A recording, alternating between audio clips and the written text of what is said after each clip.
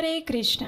वर्ष में सिर्फ एक बार आती है ये विशेष पांडव निर्जला एकादशी। ये ऐसी एकादशी है जो सबसे अधिक पुण्य प्रदान करने वाली और मंगलमय है, जिसका नियम और श्रद्धा पूर्वक पालन करने से वर्ष की सभी एकादशियों का फल स्वतः ही मिल जाता है। और इस बात का प्रमाण स्वयं कृष्ण द्वैपायन श्री व्यास देव जी दे रहे हैं। निर्जला एकादशी मनुष्य के सभी पूर्व पाप कर्मों को नष्ट करती है और पुण्य का उदय करती है। कोई भी मनुष्य चाहे जितना भी दुष्ट और पापी क्यों न हो, लेकिन अगर वो भगवान के प्रति पूर्ण शरणागति से अन्न और जल का त्याग करके इस निर्जला एकादशी का पालन करता है तो उसका उद्धार हो जाता है, उसके सौभाग्य के द्वार खुल जाते हैं और न सिर्फ उसके पापों का क्षय होता है अपितु उसे परम आध्यात्मिक गंतव्य की प्राप्ति भी होती है। तो चलिए इस परम पवित्र निर्जला एकादशी के उपलक्ष्य में आज हम एक पौराणिक कथा का श्रवण करते हैं। इक्ष्वाकु वंश में एक बड़े ही प्रतापी राजा हो गए। उनका नाम था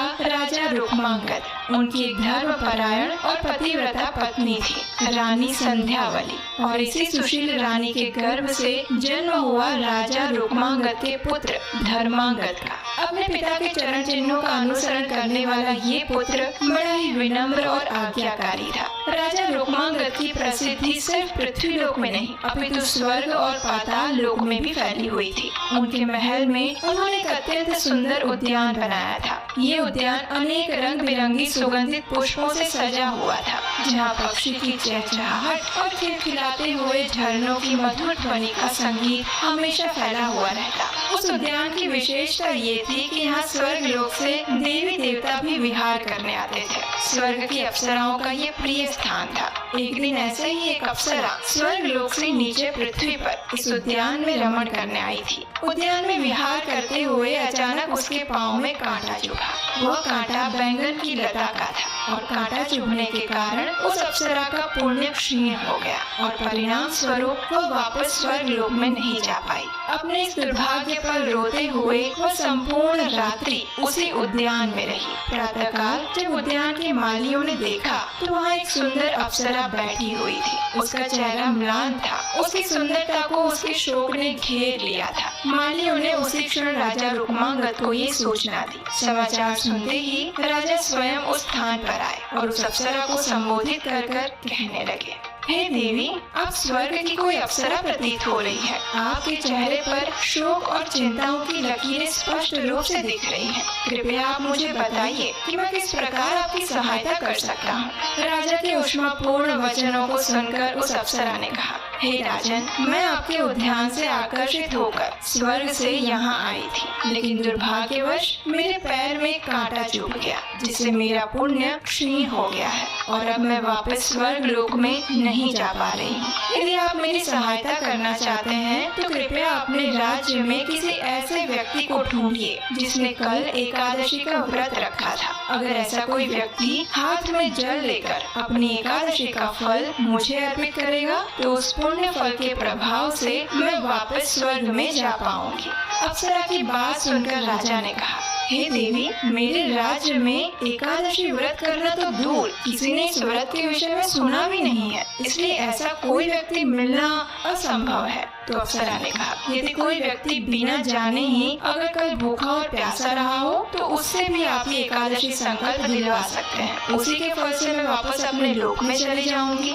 ये सुनकर राजा ने अपने राज्य में ढिंढोरा पीटवाया कि कल के दिन में अगर कोई भी व्यक्ति अन्न और जल का त्याग करके रहा हो तो वह शीघ्र ही राज दरबार में आए, उसे एक विशेष इनाम दिया जाएगा। ये सुनकर एक बनिए की दासी राजा के पास आ पहुंची। उसने राजा से कहा कि कल मेरे स्वामी ने बिना किसी अपराध के ही मुझे दंडित किया था, इसलिए मैं दिन रात अन्न जल का त्याग करके पूरी रात्रि जागती रही हूँ। राजा ने उस दासी का स्वागत किया, उसे एकादशी व्रत का संकल्प दिलवाया और इस व्रत के फल को प्राप्त करके अप्सरा उसी क्षण अपने स्वर्ग लोक में वापस जाने के लिए तैयार हो गई। उसने राजा और उस दासी के प्रति अपनी कृतज्ञता व्यक्त की और वापस अपने लोक में चली गई। अब देखिए, ये अप्सरा तो वापस अपने स्थान पर चली गई, लेकिन ये पूरा प्रसंग देखकर राजा रुक्मांगद के आश्चर्य की कोई सीमा नहीं रही। उन्होंने मन में ही सोचा कि अगर बिना एकादशी व्रत का नियम पालन किए सिर्फ भूखे प्यासे रहकर भी इतना पुण्य फल अर्जित किया जा सकता है, तो इस एकादशी व्रत का संकल्प लेकर नियम पूर्वक पालन करना कितना पुण्यशाली होगा। ये सोचकर राजा ने अपने गुरु से इस एकादशी व्रत और उसके महात्म्य के विषय में और अधिक जिज्ञासा प्रकट की। गुरु ने राजा को एकादशी की महिमा का वर्णन कह सुनाया और उसी क्षण राजा ने संकल्प लिया कि अब से मैं और मेरा परिवार प्रत्येक मास में आने वाली सभी एकादशी तिथि का नियम पूर्वक पालन करेंगे। इतना ही नहीं, मेरे प्रजाजनों के लिए भी ये व्रत सर्वोत्तम है। इसलिए राजा ने अपने राज्य में ये आदेश दिया कि अब से सभी एकादशी व्रत का पालन करेंगे और इसके परिणाम स्वरूप राजा रुक्मांगद के राज्य में समृद्धि और सुख के साथ साथ भक्ति की भी वृद्धि हुई। एकादशी के महात्म्य का वर्णन करते हुए वायु पुराण में कहा गया है, एकादशी व्रतम यस्तु भक्तिमान कुरुते नरः सर्व पाप विनिर्मुक्तः स विष्णु याति मंदिरम। अर्थात वह व्यक्ति जो भक्तिमय भाव से एकादशी व्रत का पालन करता है वो समस्त कठिनाइयों और पापों से मुक्त हो जाता है और शुद्ध होने पर भगवान विष्णु का धाम प्राप्त करता है। वर्ष में आने वाली प्रत्येक एकादशी तिथि इतनी ही पुण्य प्रदायिनी और मंगलमय है, लेकिन ज्येष्ठ मास के शुक्ल पक्ष में आने वाली पांडव निर्जला एकादशी इन सब में सर्वश्रेष्ठ है। इसलिए प्रत्येक मनुष्य को इसका पालन अवश्य करना चाहिए। निर्जला एकादशी के दिन अन्न के साथ साथ जल का भी त्याग करना होता है। इस दिन अधिक से अधिक हरे कृष्ण महामंत्र यानी हरे कृष्ण कृष्ण कृष्ण हरे हरे, हरे राम राम राम हरे हरे, इस महामंत्र का जप करना चाहिए और भगवान के दिव्य गुणों और लीलाओं के विषय में पढ़ना और सुनना चाहिए। निर्जला एकादशी विशेष है, इसलिए उसका पारण भी अत्यंत सावधानी पूर्वक करना होता है।